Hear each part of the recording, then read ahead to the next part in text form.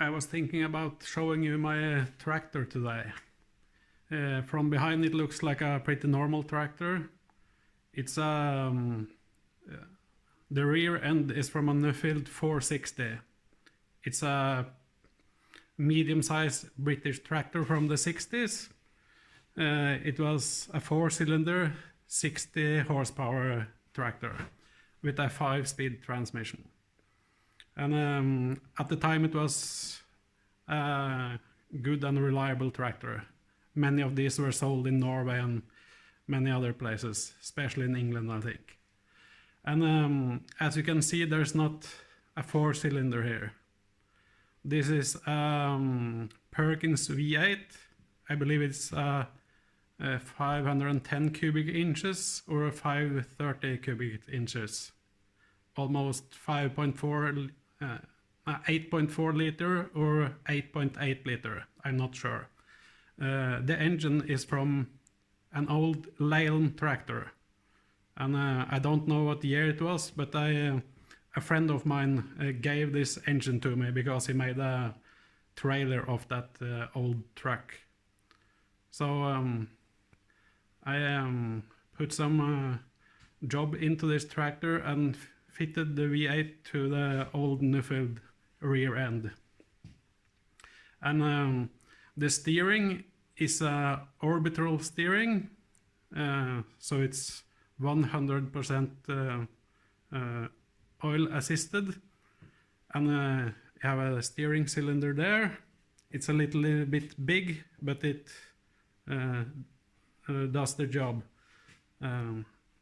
The disadvantage with this big cylinder is you have to turn the steering wheel way too much, so I'll probably change it to a smaller cylinder sometime.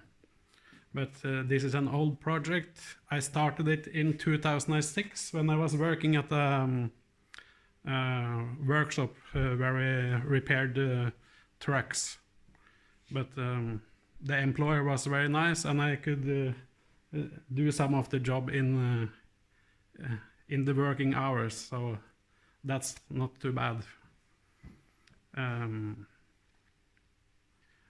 The cylinder is from old Toyota truck, and the orbital steering is from Dronningborg harvester, and the fuel tank is an old oil tank, and the front axle is not from the Nuffield. It's a mix of something. The wheels, the hubs, the brakes, and some of the axle is from a small Mercedes bus. And the rest of the axle is from an old Volvo tractor called T31. It was a pretty big Volvo tractor at the time. The Volvo axle didn't have any spindles when I found it, so I had to do something, and then I used the Mercedes spindles to finish it off. And the radiator is from a Volvo wheel loader. 840 is what it's called, and it cools the engine very well. It has never been hot.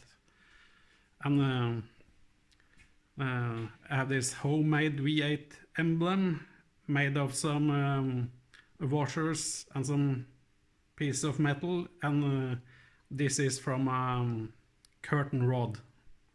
Used to be shiny brass. And here you see the V8. It was used in a lot of applications, from trucks, tractors, marine engines, and so on. So I think it's a pretty reliable engine. I've even seen a lot of them in tractor pulling.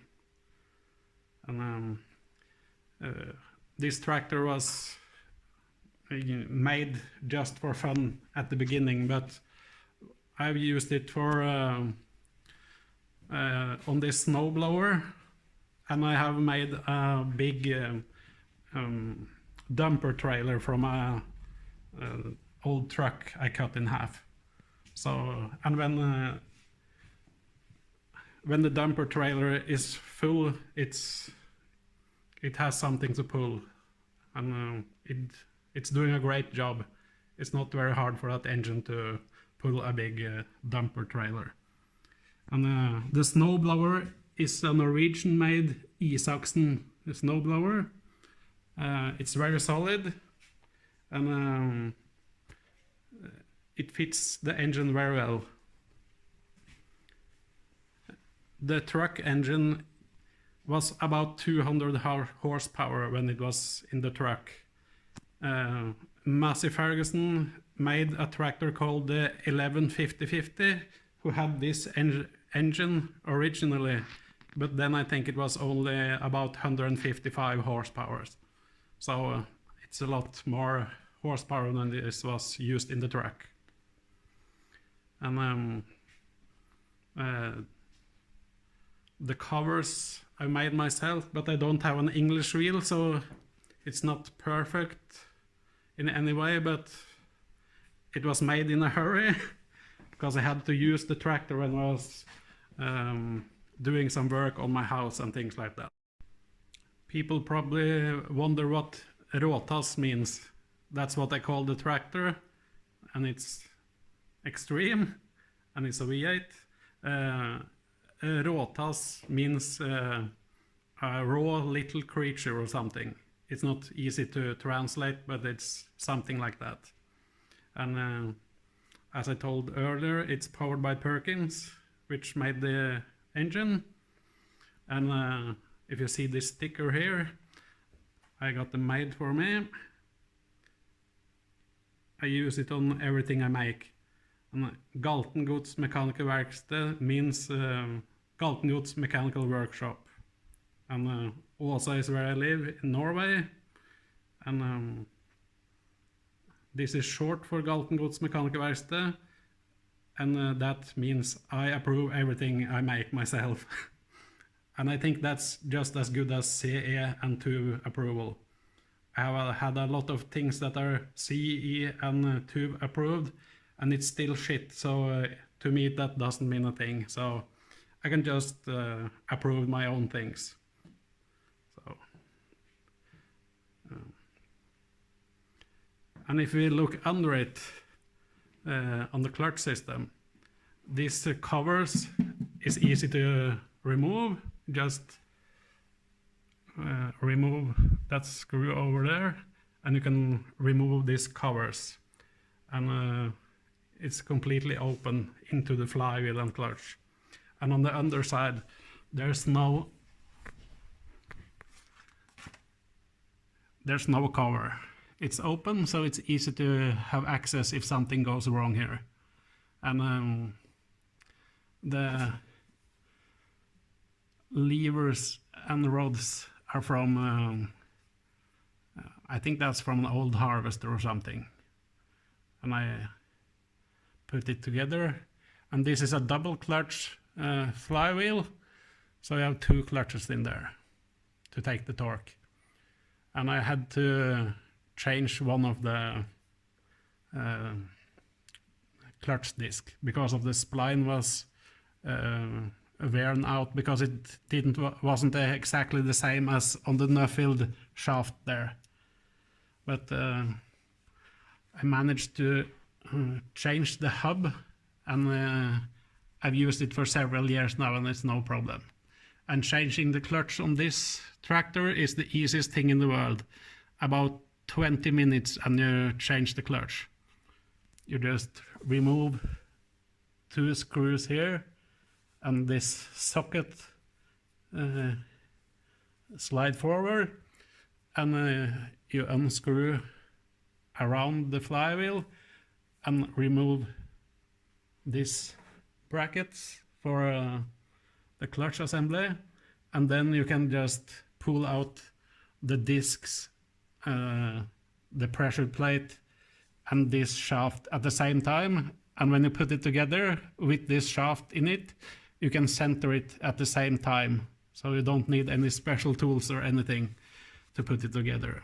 It's a little bit heavy to lift, but it's no problem. So it's not that hard to repair this tractor.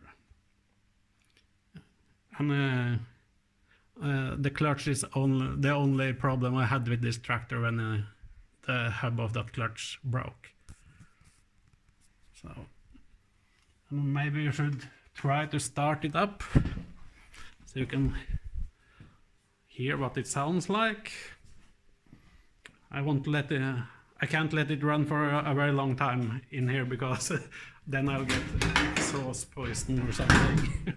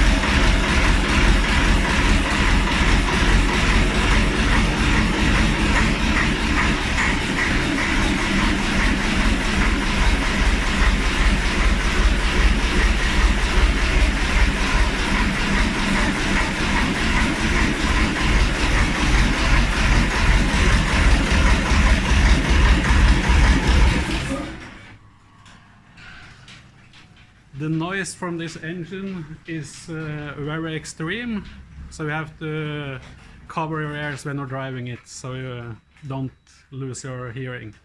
And the exhaust noise is very low, so it's only the mechanical noise from the engine that's so loud on this engine. I don't know why it's so loud because I've never heard an engine with this noise before. But as long as it's working and has done that for many years, I don't think there's anything wrong with it. The oil pressure is okay, and I have changed oil a few times on it, so it should be good to go for another year. And if you pay attention when I've been filming around, you see I have some other projects around here. This is a rotary engine made from Java cylinders and cylinder heads for a speedway bike. So it's a 4-valve cylinder head, 3 of them. And it's a prototype I'm making to see if I can improve efficiency on an engine. It has to do with a crankshaft system I designed, trying to make it more efficient. And it's starting and running, but there's a lot of testing left to do. But it seemed very powerful so far, so I think it's very interesting. So I have to put on a transmission and things like that, so I can put it on a dyno and see if my calculations is correct and that it's has improved efficiency. I will make another film and a project of that later on to put on YouTube. But everything can't be shown because of patent things and things like that. And if you see here, there's another strange thing. That's 2 Nissan diesel engines. It's called LD28, but now there's 2 of them joined together on a single oil sump. And at the end of the engines there is a transmission over here that connects the 2 engines to one flywheel and this solid CF transmission. This is diesel engines, and the plan is to put on 2 Eaton compressors, superchargers. It's the same as on Land Rover Sport, 5-liter V8 gasoline engine. So if it's working like I'm I am hoping it will be about 350 to 400 horsepower in this dual bank engine. It's 2 crankshafts on it, so it's a thing they used to do on racing cars and things like that in the 20s and sometimes in the 30s, but I've never seen anyone done it with the Nissan engine, and especially not with a diesel engine. So that's a cool project, and I will make a video of that too later on. And here we have my motorcycle. It's a 1990 VMAX 1200, and it has an